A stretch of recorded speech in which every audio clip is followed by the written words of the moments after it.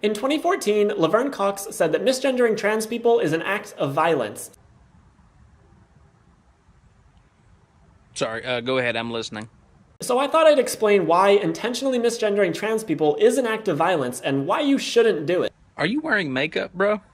Violence is a harder thing to define. Several dictionaries say that it involves the use of physical force, including the Merriam-Webster and Oxford dictionaries. However, dictionaries are not intended as all-knowing, unchangeable rulebooks. They change and adapt over time as our usage changes. They are almost always descriptive rather than prescriptive nowadays. I would argue that their definition of violence is outdated and doesn't encompass all of the forms of violence we recognize today. So you're saying by calling you the wrong gender or pronoun, that's as equal to or worse than me punching you in the face. But to get started, we need some definitions. Misgendering is the act of referring to someone by the wrong gender or implying that they are a gender that they are not. So if you call a boy she or refer to him as a girl, that's misgendering. You can misgender cis people or trans people, but it's particularly dehumanizing when done to trans people, and it's something that basically all trans people have to deal with at some point. Hey, Billy, you throw like a girl with cerebral palsy. John, tuck in your skirt and let's shoot some Mad Dog now.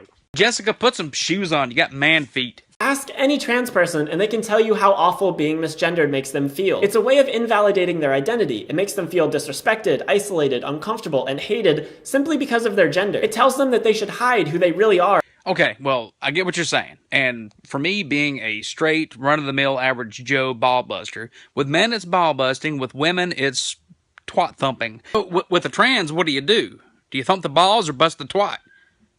You got me all fucked up now. But once you know someone's gender, if you continue to misgender them, that's when you get into violent territory. Yes, it can be tricky to switch over to new pronouns or a new name for someone, but if you respect them, or trans people at all, you need to do it. And all of this includes non-binary people. I miss the good old days when violence was known as smashing someone's teeth in with a golf club rather than someone getting their feelings hurt.